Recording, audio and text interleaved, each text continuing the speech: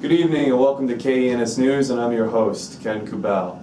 Tonight we examine the two changing scopes of the Brooklyn sports scene and the rise of one of our city's fresh and new artists.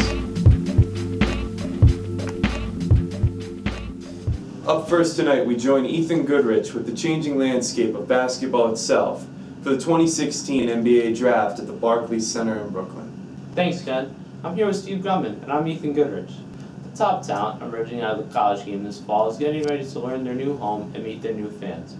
With the worst overall record in the NBA this year, with just 10 wins, the Philadelphia 76ers are expected to earn the draft's #1 pick overall. They have had one of the top 3 picks in the past 4 years. The top overall prospect coming out of the college game is Ben Simmons, a power forward from Louisiana State. Ben Simmons took college basketball by storm a couple months back, averaging 19 points and 12 rebounds. Philly is going after Ben Simmons more for his trade stock and less for him as a player. They already have 2 prolific big men coming off of injuries, Joel Embiid and Nerlens Noel. If you were to ask me, I think Philly needs to pick up a guard, figuring that their backcourt is absolutely terrible. Although if you keep Ben Simmons, they can run him at small forward and they will have one of the best front courts in another couple of years. Simmons combines high-level athleticism with size and core vision of a point guard. He could be the franchise of Philly in just a few seasons. Here's some clips to showcase his talents.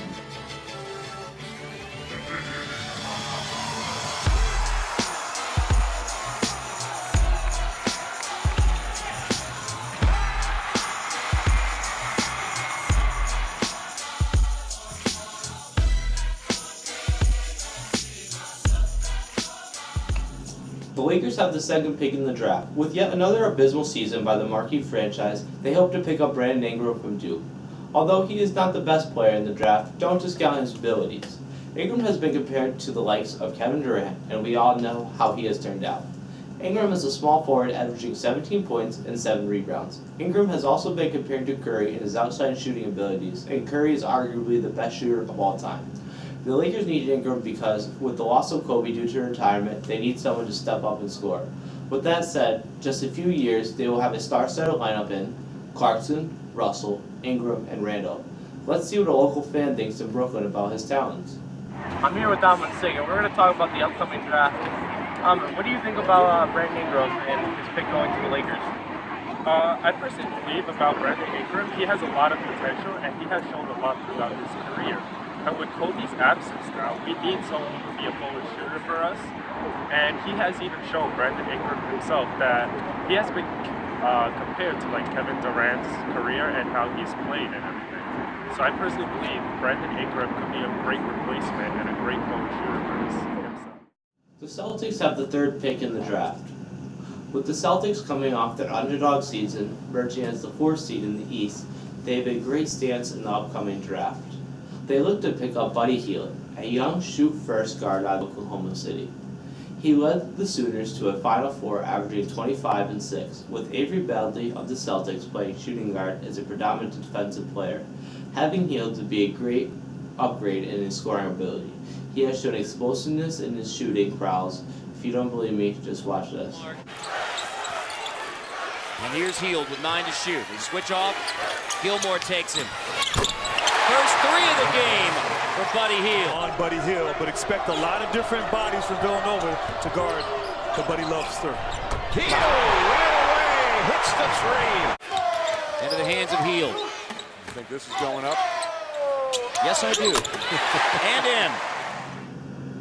Since 1972, all New York Islander home games have been played at the Nassau Veterans Memorial Coliseum. However, that streak came to an end this past fall when the Islanders skated at the Barclays Center in Brooklyn in their black and white alternate jerseys for the first time, ringing in a new era in the franchise's history. One of the most overlooked teams in sports history, the Islanders won 4 straight Stanley Cups from 1980 to 1983, but have not advanced past the first round since then. The championship teams from the early 1980s, including Mike Bossy and Brian Trottier, Butch Goring, and Denny Potvin, will never be forgotten, but their talent is long gone. Islanders fans must look to a young and promising future if they want to get back to the late June glory days of the past. John Tavares, Matt Martin, and Travis Hamonic led the Islanders into the second round this season for the first time in over 30 years. And stop Luongo. Tavares now scores! John Tavares! And the 23-year wait is over! After dispatching the Florida Panthers in the first round in 6 games, the Islanders were ousted by the Tampa Bay Lightning, who overpowered them in just 5 games. However, despite it being a new year at the arena, the fans did not disappoint.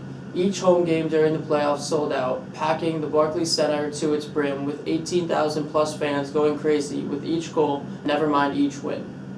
Fans who drive to the game can expect a 45-minute to an hour extra long trip, and those on the LIRR had the easiest one of all.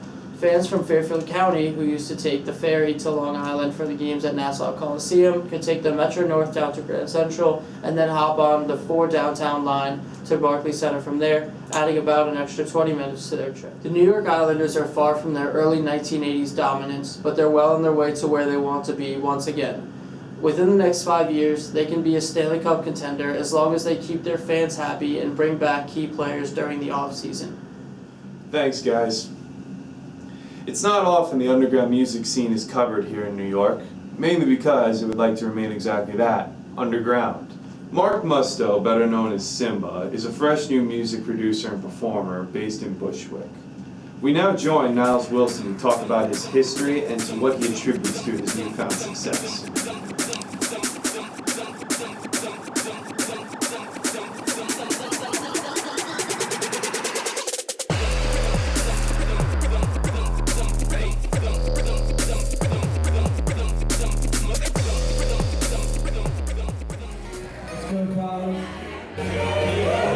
Make some noise for orchestra.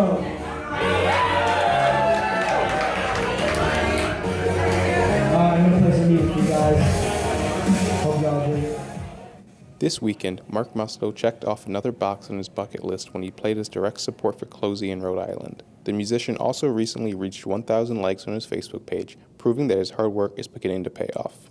First starting out, there was always those shows that you play where there's like nobody there, you know what I mean, or like not getting paid for shows and stuff like that. Not that it's about like getting paid, but you know, it was definitely a struggle at first for like the first year. And it's a dream come true, man. Honestly, like being able to travel and like play my own music as opposed to playing other people's music is definitely a big thing for me. 'Cause like just like playing a new song, like testing it out before I release it, and like seeing the crowd's reaction is like a big part of that. And like depending on where I play, there also is a different amount of people and like a different draw. Like when I played in Atlanta recently, I was like blown away by how many people had showed up for my set, whereas you could book the same lineup in Connecticut and have significantly less people. Looking to branch out, Mark moved to Brooklyn in January so he could focus all his energy into his art and creativity. Yeah, just like being in the city is like super inspiring. Like when I was going to school here, when I originally started going to Dub Spot, I would, you know, just love coming to the city just because it's like a hub for creativity, you know. And everyone here is an artist, pretty much. Almost everyone, I should say everyone, but yeah, there's just so much creativity happening, and it just kind of inspires me to be a part of that New York City artistic boom, I guess you would say. Currently, Simba is preparing to follow up his previous 2 EPs while continuing to develop his future roots sound. I just try to bring a lot of diversity to what I do. I take a lot of influence from a lot of different types of music myself, so I just try to reflect that within my music and try not to make the same sound or the same song more than once. I really want to begin working on a full-length album. Don't really have a set release date for it yet. All I know is that I want to do it differently than anything that I've ever done before. Actual studio time, featured vocalists, recording my own samples, stuff like that. And working on putting a collaboration EP together with my homie Deez, who was formerly known as Tori. And been working on a couple remixes. And yeah, cracking into the festival scene this summer is a big thing too. Really looking forward to playing a lot of new festivals for the first time and traveling to some cities that I've never been to and stuff like that. So yeah, it's gonna be a fun summer for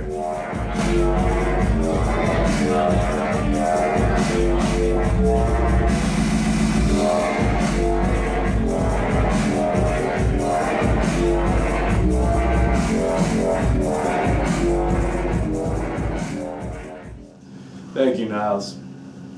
I'd like to thank you all for joining us tonight and to remind you to please join us again tomorrow at 5 o'clock. Here where we cover New York news, sports, music, pop culture, and much, much more. I'm Ken Kubel, and this is K.E.N.S. News, bringing you to one borough at a time. Thank you and good night.